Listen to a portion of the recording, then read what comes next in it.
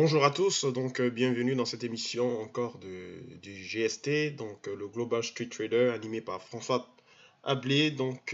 Aujourd'hui, vendredi 14 juillet, il est 8h20, donc dans 10 minutes, nous allons avoir le chiffre du CPI, c'est le Consumer Price Index, donc c'est l'indice majeur pour mesurer donc l'inflation. Donc c'est une journée très attendue, une journée très scrutée par les acteurs du marché. Voilà pourquoi donc j'anime cette vidéo ce matin pour voir un peu la réaction suite à l'apparition de ce chiffre sur les différentes paires majeures en dollars, notamment l'euro-dollar, l'or, l'indice américain, l'indice dollar américain, donc le dollar index, et puis donc le Dow Jones, donc l'indice des valeurs industrielles, puisque également après l'apparition de l'inflation, des chiffres de l'inflation, on a également les ventes de détail dans la même foulée. Et aussi à 9h15, donc à 9h15 heure bien sûr du fuseau horaire nord-américain, on a aussi l'industrial output, donc la production industrielle, qui concerne également aussi le Dow Jones. Tout ça, c'était une semaine, ce fut une semaine très chargée. D'abord, fondamentalement, on a eu, pour le petit rappel, on a eu le mardi, je crois, on a eu, pardon, laissez-moi voir, je me souviens plus, il y a eu tellement de nouvelles cette semaine. Alors, le mardi, d'abord, on a commencé mardi avec les, euh, les, les créations, euh, les mises en chantier au Canada, les housing starts. On a eu aussi le job opening, donc les JOLTS, c'est-à-dire la rotation des nouvelles créations d'emplois dans l'économie euh, américaine. C'est un peu la pondération de la création des nouveaux emplois dans l'économie américaine, donc chiffre très important. Après, donc ça c'était pour le mardi. Le mercredi, on a eu donc les taux d'intérêt au Canada, avec également le stockage du pétrole brut qui sort souvent les mercredis pardon, à 10h30. Hier, on n'a pas eu pas de grosses nouvelles à part seulement le Unemployment Claims, donc les réclamations de chômage, c'est-à-dire les prestations aux États-Unis. Et aujourd'hui, on finit donc avec les ventes de détail et l'indice des prix à la consommation ainsi que la production industrielle. Et encore à 10 heures, nous avons le Consumer Sentiment Survey, donc l'indice de Michigan. C'est en fait on fait un sondage auprès de plusieurs gestionnaires pour voir un peu leur sentiment par rapport au marché, par rapport à l'économie américaine, qu'est-ce qu'ils perçoivent et qu'est-ce qu'ils ressentent justement, est-ce que l'économie se porte bien et l'économie se porte relativement pas trop bien. Donc c'est ce qu'on appelle le euh, Consumer Sentiment Survey, donc c'est le sondage le sondage des gérants donc de différentes commerces ou de différentes banques et tout ce qui a trait au commerce de détail, au commerce manufacturier. Et c'est réalisé par l'Université de Michigan. Donc on appelle le Sentiment Survey Index, donc le Sentiment Index de l'Université de Michigan. Voilà pour ce petit rappel macroéconomique. Donc aujourd'hui, pardon, la production industrielle est attendue pour une prévision de 3%, contrairement aux chiffres passés qui étaient de 0%. Donc une production attendue à la hausse. Également les ventes de détail aussi. La prévision passée était de moins 0,3%, qui était donc un peu réfractaire. Et on attend donc aujourd'hui un chiffre positif donc de 0,1%, donc une croissance de 1%. Et également la même lignée pour l'inflation, le chiffre de l'inflation aussi, qui est de 0,1% attendu, contrairement au précédent qui était de moins 0,1%. Alors aujourd'hui, pourquoi c'est une journée importante? C'est surtout à cause de l'inflation, parce que vous savez, donc Janet Yellen avait mercredi affirmé que elle ne souhaitait pas augmenter les taux d'intérêt comme elle avait prévu. Elle préfère le faire de façon progressive et donc de façon aussi pas trop brusque. Donc cette déclaration avait, donc le marché l'avait perçue comme une déclaration plutôt dovish, pour dire plutôt accommodante par rapport à ce qui était attendu auparavant. Pardon. Et donc, cela veut dire qu'aujourd'hui, les chiffres de l'inflation vont être très attendus, dans le sens que euh, cela va confirmer ce que Janet Yellen expliquait devant le Sénat, ou cela plutôt va contredire ce qu'elle pensait, parce qu'il faut savoir que l'économie américaine, euh, euh, comment dire ça, est gérée par ce qu'on appelle, pour ceux qui ont fait un peu l'économie, ce qu'on appelle la loi d'Oken. Donc, c'est la relation entre l'inflation et le taux de chômage. Donc, dans les périodes, souvent, depuis 30 ans, ce qu'on observe, c'est que lorsque les États-Unis se portent bien, on observe sur le graphique que sur 30 ans, quand l'inflation monte, le taux de chômage baisse. Et quand l'inflation est bas, quand l'inflation est bas, pardon, le taux de chômage augmente. Et depuis maintenant, de 2008 jusqu'à maintenant, la politique de la Réserve fédérale a été très, très, très accommodante. On n'a pas eu vraiment de hausse drastique, on va dire, du taux d'intérêt. Et donc, l'inflation a été plus ou moins euh, assez basse, pendant que le taux de chômage ne faisait que diminuer, de façon à ce qu'on puisse retrouver l'équilibre. Et là, on est arrivé à un certain point, donc on est à la croisée des chemins. Donc, on veut savoir si les différents chiffres qui ont été rapportés récemment par l'économie américaine peuvent nous amener à croire que voilà, les États-Unis sont sortis vraiment de ce traumatisme de 2008, et qu'on peut maintenant augmenter les taux aux États-Unis, de sorte à justifier que l'économie américaine se porte très très très bien, donc une économie forte. Par contre, et voir donc le taux de chômage donc diminuer, voilà, trimestre après trimestre. Donc c'est ce qu'on va voir aujourd'hui.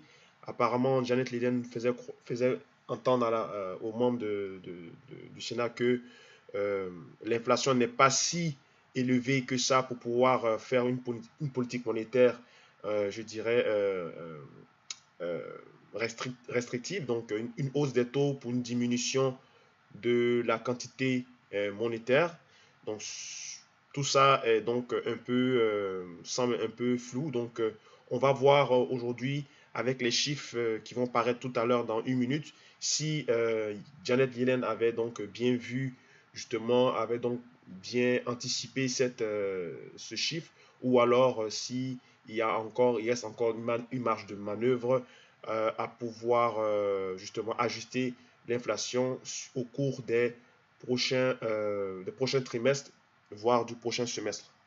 À titre de rappel, c'est que l'inflation devrait être augmentée cette année, je crois, pour 4 fois. Et là, on a seulement augmenté 2 fois. Et la troisième fois était supposée être le mercredi, lorsque Janet Yellen allait l'annoncer. Mais finalement, cela ne va pas se faire, peut-être 4 fois, mais peut-être 3 fois. Donc voilà, le consensus du marché est un peu aux aguets. Donc ce chiffre est très très très attendu aujourd'hui. Donc juste une petite précision à titre de rappel, donc cette vidéo est donc réalisée à titre indicatif et informatif. Donc c'est seulement pour montrer un peu à ceux qui s'intéressent à la bourse comment est-ce que des nouvelles peuvent impacter le marché. Et bien sûr, si vous avez des questions, n'hésitez pas à laisser vos commentaires en dessous de cette vidéo, et puis aussi à commenter, à vous donner votre point de vue. Donc c'est ça le but de ces émissions que nous enregistrons ici au Global Street Trader. Donc dans 15 secondes, donc les chiffres vont paraître. On verra donc la réaction du marché. A priori, on voit que L'euro-dollar se situe dans un biseau ascendant, donc la sortie est généralement haussière. Euh, oh là là là là, donc vous voyez la réaction du marché, on a eu donc l'inflation de 0%, qui était attendue 0,1%, donc on a une inflation nulle, donc l'inflation n'a pas augmenté ni baissé, elle est restée pareille, donc un taux de croissance de 0%, ce qui fait accélérer l'euro-dollar, donc déception du marché du dollar. Vous voyez que on a invalidé ce scénario technique du dollar qui était un biseau ascendant, donc dont la sortie est souvent généralement par le haut que par le bas. Donc là, les acteurs du marché se mettent à vendre massivement le dollar. Le Dow Jones, lui, il reste neutre parce qu'on était dans une phase symétrique de sommet. Vous voyez donc un sommet, on est monté donc, et on fait une phase symétrique, une consolidation peut-être avant les chiffres de la production industrielle. L'or, lui, il est en train de s'envoler, il a cassé donc ce triangle symétrique, donc ce triangle ascendant, pardon, donc ce triangle ascendant, pardon, sorti généralement haussière, donc il vient de confirmer ce pattern, cassure donc de ce triangle, accélération comme l'euro-dollar, qui sont plus ou moins, qui sont corrélés plus ou moins à 85-90%. Donc, c'est une déception du marché. Donc, le marché s'attendait vraiment à avoir une inflation, justement une inflation, je dirais une inflation forte, de sorte, de sorte je vais dire, à contredire Janet Yellen dans ses propos, mais apparemment, c'est plutôt Yellen qui avait raison. Donc, effectivement, l'inflation n'a pas vraiment monté pour pouvoir augmenter justement les taux d'intérêt. Donc, son discours d'hier, euh, vu par les acteurs du marché comme une politique accommodante, a priori, reste valable parce qu'on perçoit que finalement, le marché, finalement, les chiffres de l'inflation étaient, n'étaient pas aussi élevés pour pouvoir appliquer une politique monétaire restrictive. Donc, c'est plutôt une politique monétaire expansionniste, donc accommodante. Du coup, hausse des taux de façon progressive, comme elle a dit, mais plutôt maintenir toujours la quantité euh, monétaire au même niveau parce que l'inflation n'est pas aussi élevée comme le marché l'attendait. Donc, des anticipations, c'est ce qu'on appelle un peu acheter la rumeur et acheter la rumeur et vendre la nouvelle. Donc, la nouvelle, c'est que le marché la vend parce que la nouvelle est plutôt négative et la rumeur du fait que l'inflation était assez élevée pour pouvoir augmenter les taux était plutôt acheté par le marché. Donc, on avait vu une croissance du dollar durant les dernières semaines plutôt bonne. Donc, voilà. Donc, c'est Yellen qui avait raison au vu donc, de ce chiffre qui vient de paraître. Donc, réaction sur l'euro-dollar et également sur l'or et sur le dollar également. Donc, voilà, il n'y a presque rien à dire. Je vais donc continuer. On va attendre également les chiffres de la production industrielle pour voir la réaction également sur le Dow Jones qui va apparaître dans pas moins de 40 minutes. Alors, donc, moi, comme vous avez pu constater, moi j'étais rentré à la hausse sur l'euro-dollar on venait de casser justement, si je recule un peu, je mets en daily, on venait de casser donc ce range, plutôt en weekly, donc voilà. Donc ce range qui était ici, j'étais rentré ici à l'achat lorsqu'on tentait de casser pour aller rejoindre les 1,15, 1,16. Et finalement, bon, avec euh, les différentes news fondamentales qui sont arrivées cette semaine, on a eu une petite correction du dollar, mais là, avec justement les chiffres de l'inflation qui font une pression sur le dollar. Voilà, donc je reste en position sur l'euro-dollar. Donc certainement la hausse va continuer va se poursuivre et on aura donc voilà on pourra atteindre donc le niveau de 1,15 et 1,16. Donc vous voyez ici, hein, donc ça c'est en donné 1 heure. Donc si je prends donc la hauteur de ce biseau ici, voilà, donc une progression de 0,95, à peu près 1%. Donc je le reporte ici à la cassure. Je vais juste ajuster un peu pour voir un peu où est-ce que ça peut nous amener techniquement. Ok, encore 0,95, voilà, 0,95, on y est presque, bon. Ok, là. Donc vous voyez donc la hauteur de ce biseau, techniquement, donc ce biseau du 11 juillet au 14 juillet qui vient d'être cassé par cette nouvelle fondamentale, nous reporte techniquement jusqu'au niveau des 1,15 et 300. Donc je vais rester bien sûr dans cette position parce que fondamentalement, le dollar donc se rétracte un peu. Techniquement aussi, l'euro-dollar est dans une configuration haussière. Donc, je vais donc rester dans ce trade. C'est vrai que je n'ai pas eu de bons points d'entrée. Je suis quasiment rentré un peu en fin de mouvement. J'aurais pu rentrer ici ou ici, mais moi, je suis plutôt rentré sur l'euro-dollar en termes de weekly. Donc, parce qu'en weekly, on voit bien que on est dans un range. Comme vous voyez ici, je vais donc vous montrer à l'écran. Voilà. Donc, on était dans ce range ici, ce fameux range. Alors, on prend les clôtures seulement, donc c'est quelque part ici. Voilà. Donc, vous voyez ce range de l'euro-dollar. On a tenté de le casser. Donc, c'est ce qui m'a amené à pouvoir sortir donc, de ce trade, à pouvoir pardon, rentrer dans ce trade sur l'euro-dollar pour pouvoir sortir de ce range pour aller atteindre les 1,15 voire 1,20.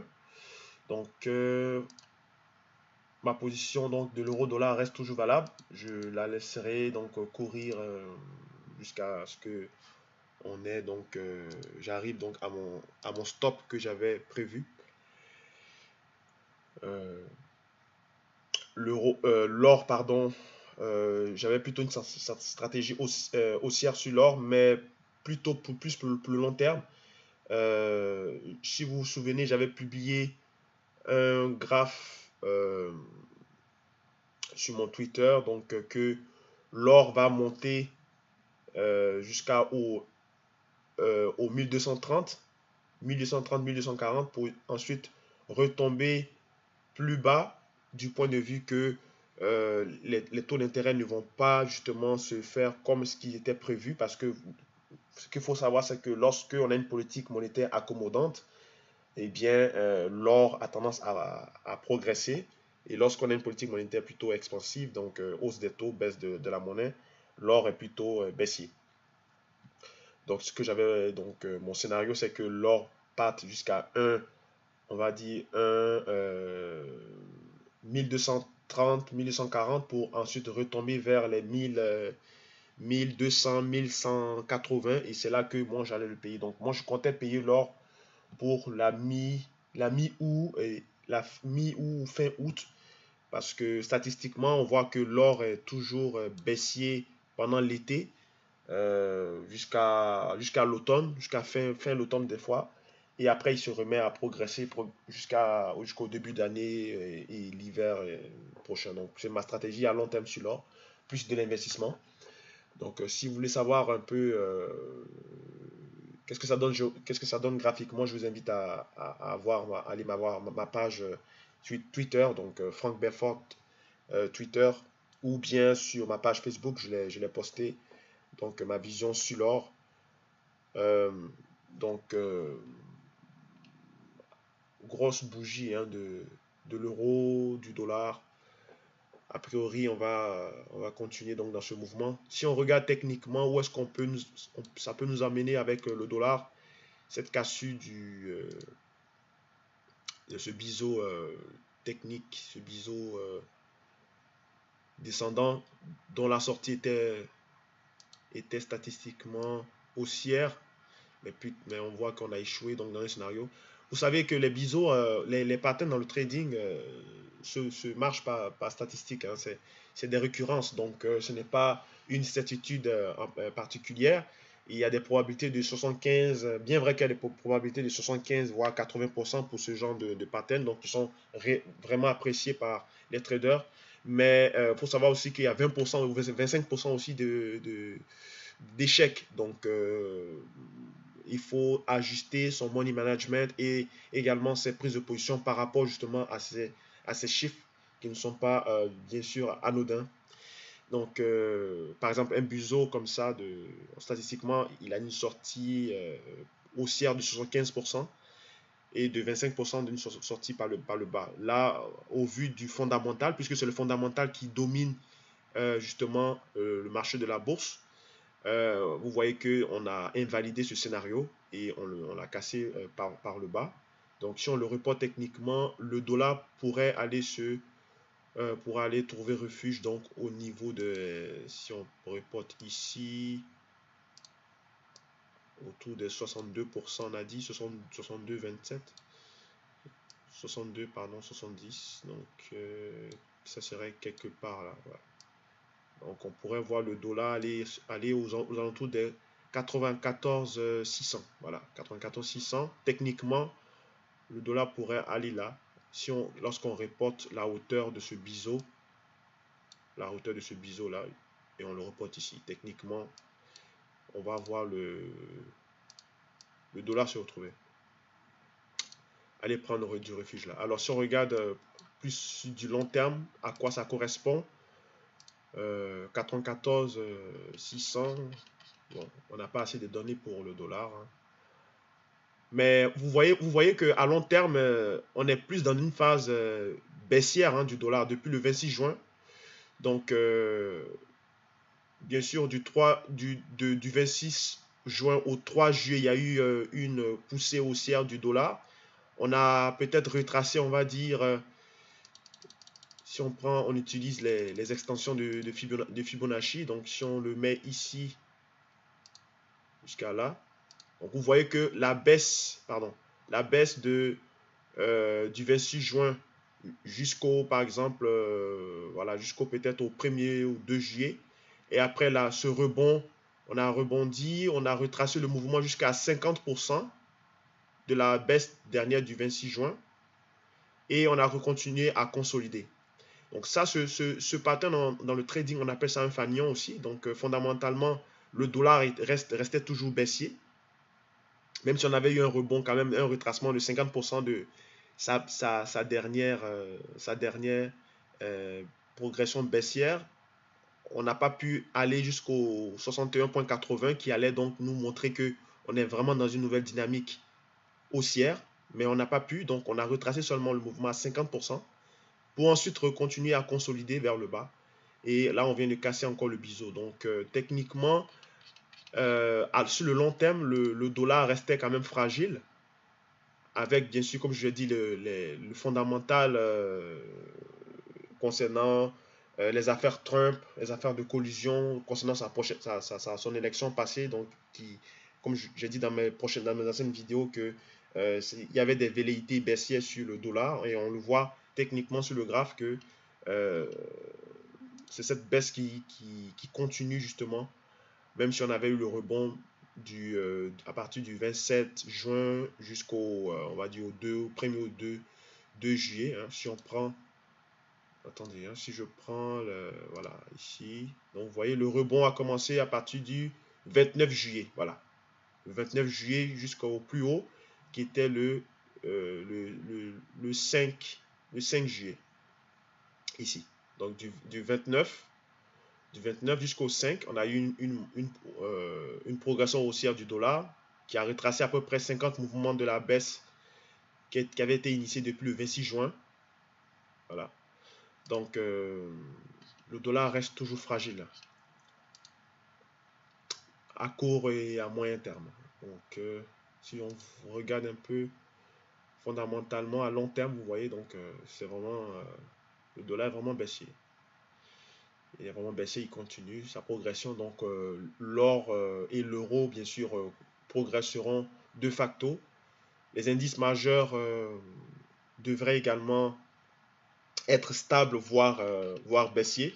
Parce que sur le Dow Jones, on est quand même sur des plus hauts. Hein. Si on prend des données journalières, vous voyez que la progression est fulgurante. Donc, on semble se stabiliser aux alentours entre les 21 300 et les 21 500. Donc, on fait un surplace, un genre de range. Et voilà,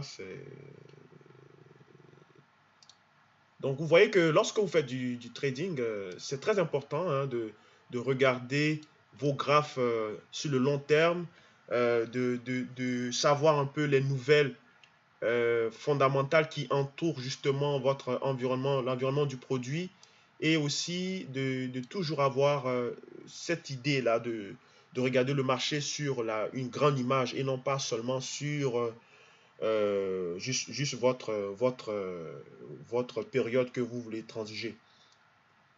C'est très important. Comme ça vous permet donc de ne pas être à contre-pied parce que le but pour être bon dans le trading, c'est de être toujours dans le sens du marché. Si vous êtes contre tendance, vous allez avoir toujours des difficultés et si vous êtes toujours dans le bon sens, vous aurez bien sûr, la plupart de vos positions seront de très bonnes positions.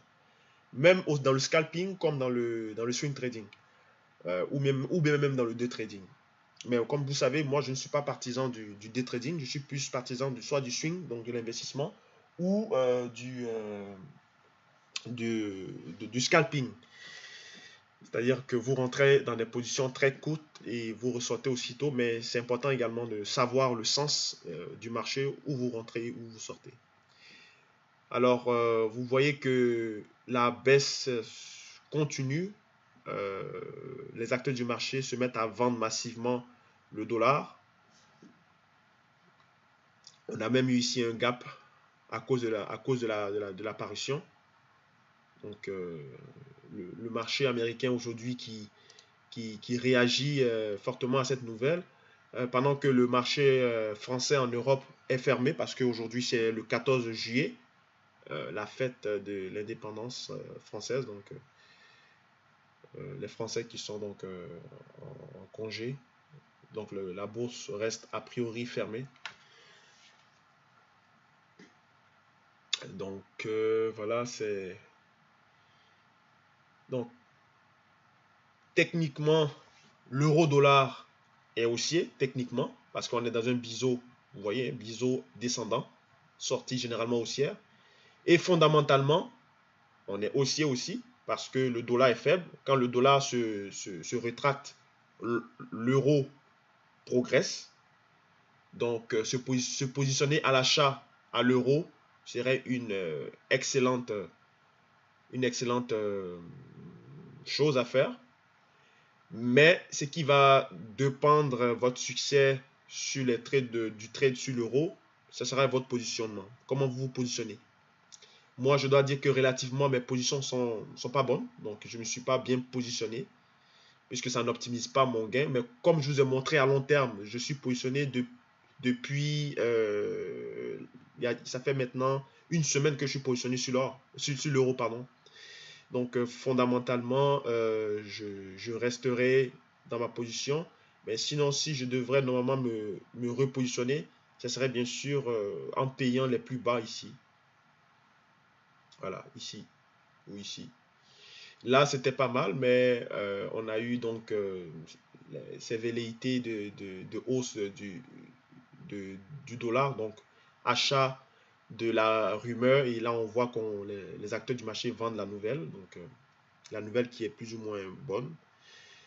C'est pas que la nouvelle est mauvaise, c'est juste que les gens sont déçus de voir l'inflation si basse, puisque l'anticipation, le consensus s'attendait à une progression de 1% de l'inflation, et on voit un chiffre de 0%. Donc, il n'y a pas eu d'augmentation et il n'y a pas eu également de réduction. On a fait du surplace. On n'a pas progressé. Par contre, les chiffres passés de l'inflation étaient de moins 0,1%. Pardon. Donc, il s'attendait à ce que l'inflation soit à la hausse pour justifier une politique monétaire restrictive, c'est-à-dire hausse du taux d'intérêt et également une baisse de la quantité monétaire. Donc là, Janet Yellen avait raison en disant que elle va augmenter les taux, mais progressivement, parce qu'il n'y a pas de changement dans l'inflation. L'inflation n'a pas plus augmenté plus que ça. Et elle avait raison. Et on voit que le chiffre était de 0%. Le chiffre qui vient de paraître est de 0%. Donc, on ne peut pas augmenter les taux maintenant. Ça va se faire de façon progressive. Et quand? Peut-être à la fin de l'automne. Mais est-ce qu'on va faire les 4 hausses de taux ou plutôt 3? Moi, je crois que ce sera plutôt 3 hausses de taux. Je ne crois pas à une 4e hausse de taux. Et donc ça, bon, on verra. On est toujours dans l'incertitude. Donc, c'est comme ça avec justement le marché boursier. Il n'y a rien de certain. C'est pour ça que c'est toujours important pour lorsque vous débutez en bourse de regarder vos graphes. Qu'est-ce que votre graphe dit d'abord et qu'est-ce que le marché dit. Vous comprenez? Ne faites pas le contraire. Si vous faites le contraire, si vous écoutez ce que le marché dit et vous essayez de voir ce que le marché dit, vous allez voir toujours des contradictions. Mais par contre, si vous regardez le marché vous-même, vous l'étudiez, vous avez votre propre idée et vous essayez maintenant de la confronter, de la confirmer ou de l'infirmer avec le fondamental, vous aurez toujours des bons points d'entrée. Parce que le but, en fait, c'est de savoir si vous êtes dans le bon sens ou pas. C'est ça le but. Donc, 8h52, on est toujours donc en train de voir la position, les positions sur le dollar, sur également l'euro. Alors, je vais donc arrêter la vidéo. Ça fait 30 minutes qu'on est donc on est sur, on suit le marché. Je vais la couper et puis je vais reposter une autre vidéo dans 10 minutes pour voir le résultat de la production industrielle. Donc, à tout à l'heure.